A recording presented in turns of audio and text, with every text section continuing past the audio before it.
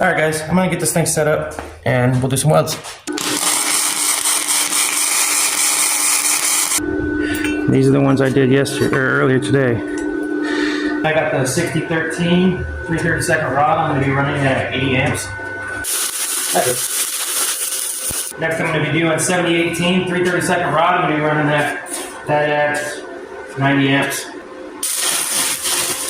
I'm running a 7018 1/8" rod. I'm going to be running that one at 125 amps.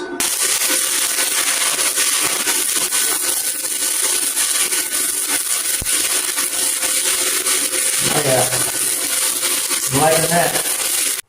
If you're looking for a multi-process welder that does TIG, MIG, Fluxcore, and stick welding for under $300, don't miss my full review on this great welder. It's the Tooliom TL200 amp welder.